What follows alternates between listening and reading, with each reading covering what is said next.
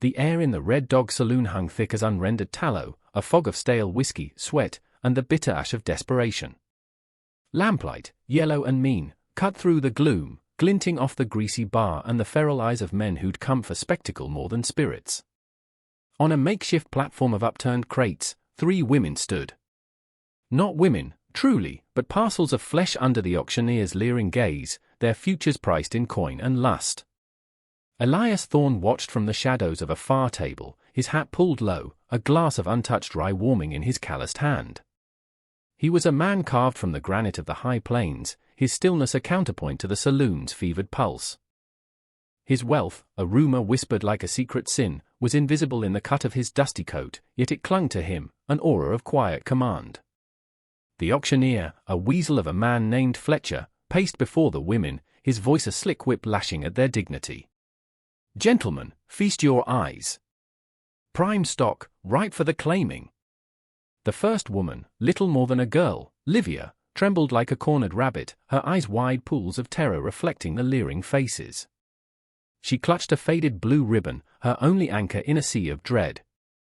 Fletcher yanked her forward. "This one's young, barely broken. Think of the spirit, gentlemen, the fire you'll tame." A low chuckle rumbled through the crowd. Elias's jaw tightened, a muscle knotting beneath the weathered skin. He saw not spirit to be broken, but a life already fractured. The bidding started, coarse shouts and drunken slurs. Elias remained silent, his gaze fixed, a silent sentinel in a den of wolves. He had ridden into Redemption Creek with no intention other than resupply, a brief pause in a solitary existence. But the raw wound of this spectacle, the casual cruelty, had snagged something deep within him, an old ache he thought long buried. He knew the scent of despair, it had been his own bitter companion for too many seasons. The dust of his journey still clung to him, but a different kind of dust was settling in the Red Dog, the grit of a decision forming, hard and irrevocable as the stone in his gut. He would not let the night deepen this particular darkness. Fletcher moved to the second woman, Sarah. Her chin was high, a fragile defiance in the set of her shoulders, though a tremor ran through her clasped hands. Her eyes, the color of a stormy sky, swept over the crowd with a cold fire, daring them, hating them. "A bit more seasoning on this one, boys. Knows her way around a house, I reckon, and a man too, if you teach her proper." His words were calculated barbs, designed to strip away any remaining shred of pride. Sarah flinched as if struck, but her gaze, when it inadvertently met Elias's, held a spark of recognition, not of him, but of a shared understanding of the abyss. He saw in her a reflection of the wild, unbroken mustangs he'd sometimes encountered, trapped but unyielding. The bids for Sarah were slower, more calculating. These men were weighing her spirit against the trouble it might bring. Elias watched, his expression unreadable, his silence growing heavier than the smoky air. He thought of the vast, empty plains under a bruised dawn, the profound loneliness that could either crush a soul or forge it into something resilient. These women were at that precipice. He had land, more than he could ever work, a ranch house that echoed with his solitude. It was a place of wind and sky, of hard work and harder truths, but it was, perhaps, a place where something broken might begin to mend, away from the grasping hands and hollow laughter of places like this. The rye in his glass was cold now. He hadn't come seeking to be anyone's savior, such notions were for greener men.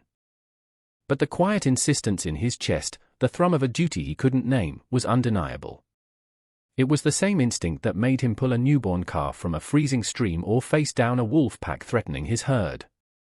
A protective urge, raw and primal, had taken root. He would not let this stand. The night was young, but the shadows were long, and in them, decisions took hold, shaping the course of lives like a river carving through stone. The third woman, Anna, stood with a terrible, weary grace. Her face, though lined with hardship and a sorrow too deep for tears, held a stoic beauty, like a windswept pine clinging to a cliff face. There was no fight left in her eyes, only a profound exhaustion, a quiet acceptance of a fate she had likely endured in various forms before. Fletcher presented her with a sigh, as if her lack of visible terror made her less valuable. "This one's sturdy. Seen a bit of life, knows what's expected. Good for keeping a home, cooking your meals. No surprises here, just solid stock. His voice lacked its earlier predatory excitement. Anna's quiet dignity seemed to deflect his usual crassness, leaving him with only the flat, brutal facts of the transaction. The bids for her were sparse, grudging. She was older, her spirit seemingly quenched, less of a prize for those seeking to dominate. Elias looked at her hands, clasped loosely at her waist. They were capable hands, roughened by work, not by idleness. He saw a history in them, a story of endurance. He imagined those hands tending a small garden, kneading dough, perhaps even comforting a child, though no child was visible in her haunted gaze. He thought of his own ranch, the silence that was sometimes a balm, sometimes a burden. He had built it with his own 2 hands, carved it from the wilderness, a testament to his own resilience after losses that had nearly unmade him. But it was an empty kingdom, filled only with the ghosts of what might have been. Perhaps, he thought, it was time for a different kind of life to take root there, however fragile, however unexpected. The idea was a small, hesitant seed in the barren soil of his soul. He wasn't thinking of brides, not in the way these men did. He was thinking of sanctuary, of a debt owed to the vulnerable, a debt he felt keenly in his own scarred heart. The auction for Anna was petering out, a paltry sum offered by a paunchy storekeeper. Fletcher was about to bang his makeshift gavel. The air crackled with anticipation, the cheap thrill of ownership. Elias Thorne pushed back his chair. The scrape of wood on gritty floorboards cut through the saloon's murmur, drawing all eyes. He rose, a tall, lean figure, his face still shadowed by his hat brim, but his presence filled the space, silencing the lingering bids. He moved with a slow, deliberate grace, not towards the platform, but towards Fletcher, his spurs an almost imperceptible whisper against the floor. The crowd, sensing a shift in the night's cruel entertainment, grew quiet, a predatory stillness falling over them. Fletcher, initially annoyed by the interruption, faltered as Elias drew nearer. There was something in the big man's unhurried approach, an unspoken weight of authority that even a creature like Fletcher could recognize. Elias stopped a few feet from the auctioneer. He didn't raise his voice. He didn't need to. The price for all 3, it wasn't a question, but a statement, flat and final as a winter dawn. A collective gasp, a ripple of disbelief, went through the saloon. Men turned to each other, murmuring. Fletcher's jaw dropped, his practiced spiel forgotten. He blinked, as if unsure he'd heard correctly. All 3, friend, he stammered, his weaselly confidence momentarily deserting him. Elias's gaze was steady, unwavering, like chips of glacial ice. He didn't acknowledge the title of friend. He simply waited. The silence stretched, taut and heavy. The 3 women on the platform, who had braced themselves for individual fates, looked at each other, then at this stranger, a flicker of something unreadable, fear, confusion, perhaps a desperate, in their eyes. Livia's trembling seemed to lessen fractionally. Sarah's rigid posture softened by a hair's breadth. Anna's gaze, usually fixed on some distant point of endurance, slowly focused on Elias, a question dawning in their depths. The air was thick with unspoken calculations, Fletcher's greed warring with his surprise, the crowd's curiosity, and the immeasurable weight of 3 lives hanging in the balance. Elias's hand moved, almost casually, towards the inside of his coat, where the worn leather of his money belt rested. The gesture was small, yet it spoke volumes, a quiet affirmation of serious intent. Fletcher, recovering his composure, saw the glint of opportunity. His eyes narrowed, calculating. All 3? That's a substantial investment, mister. These ain't just any strays. He tried to puff himself up, to regain control of the transaction, but Elias's quiet intensity undercut him. Name it, Elias said, his voice still low, yet it carried across the room, a silken rope tightening around Fletcher's avarice. The auctioneer licked his lips, his mind racing. He had expected to haggle, to draw out the bidding for each woman, to milk the crowd for every last coin. This was different. This was a single, decisive strike. He threw out a figure, a sum that was exorbitant, enough to buy a small herd, enough to make the men in the room whistle under their breath. He watched Elias, expecting him to balk, to negotiate. But Elias Thorne merely nodded, a fractional movement, almost imperceptible. He reached into his coat, and the sound that followed was not the jingle of coins, but the soft thud of a heavy pouch hitting the scarred surface of a nearby table. Gold. Not paper, not promises, but the solid, undeniable weight of wealth. The saloon fell into a stunned hush. Even the hardened patrons, men accustomed to frontier brutalities and sudden fortunes, stared. The sheer audacity of it, the quiet power, was more compelling than any drunken brawl or card game showdown. Fletcher's eyes bulged. He scurried to the pouch, his fingers fumbling with the drawstring, revealing the dull gleam of coins. He looked up at Elias, a new expression on his face, a grudging, fearful respect. It's all there, he breathed, almost reverently. Elias didn't spare the gold a glance. His gaze was on the women. They are bought, he stated, his voice a low rumble. They come with me. Now there was no room for argument. The transaction was done, sealed not by a gavel, but by the sheer force of his will and the undeniable reality of the gold. The women watched him, their expressions a mixture of shock and a fragile, nascent hope so new it barely dared to breathe.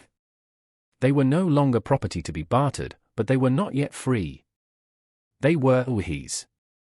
And what that meant, none of them, perhaps not even Elias himself, fully understood in that moment.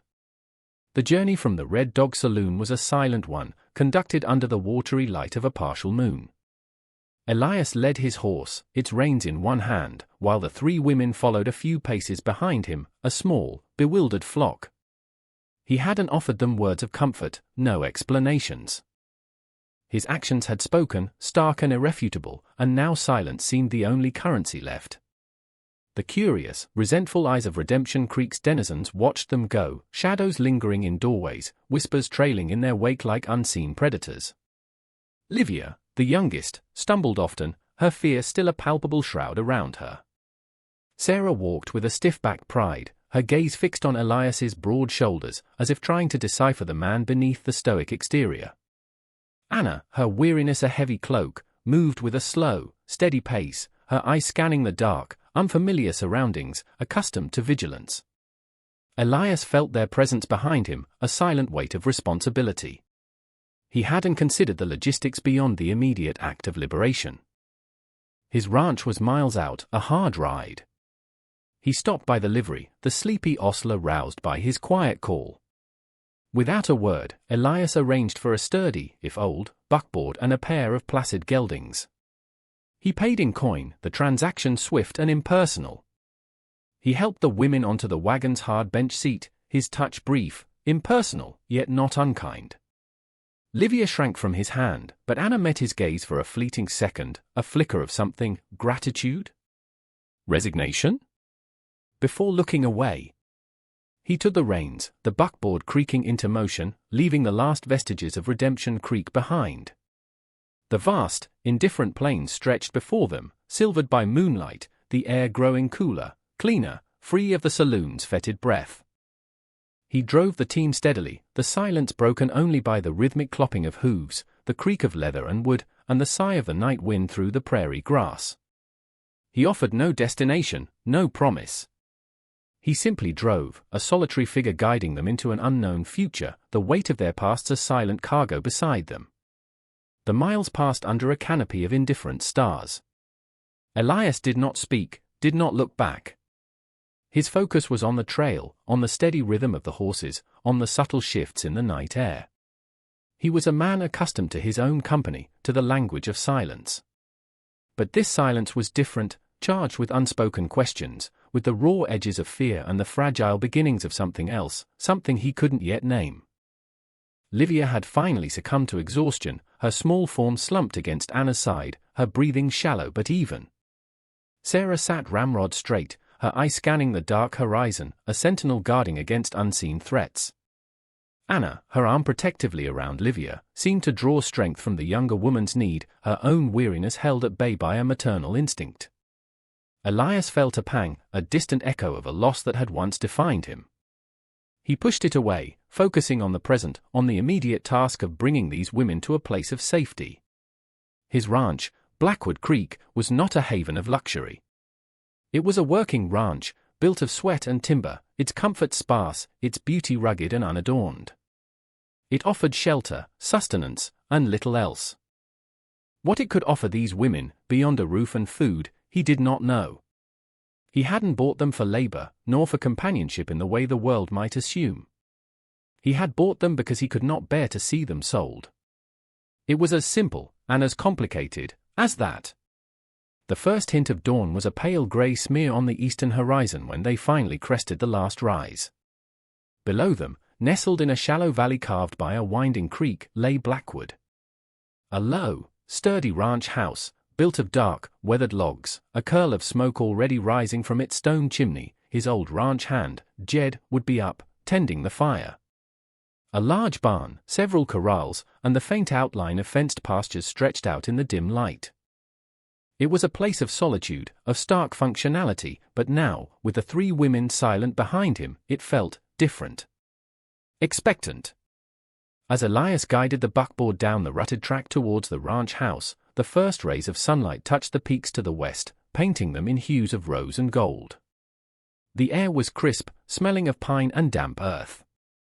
Jed, a man as weathered and stoic as the landscape itself, emerged from the house, a tin mug of coffee in his hand. He stopped, his expression unreadable, as he took in the sight of the wagon and its unusual passengers. Jed had been with Elias for years, a silent witness to his grief and his slow healing. He rarely asked questions, accepting the often unpredictable turns of his employer's life with a quiet nod. Elias pulled the team to a halt near the porch. He climbed down, his movements stiff from the long night. He turned to the women. "We're here," he said, his voice raspy from disuse. It was the first complete sentence he'd offered them since leaving the saloon. Livia stirred, her eyes fluttering open, wide, and fearful in the new light.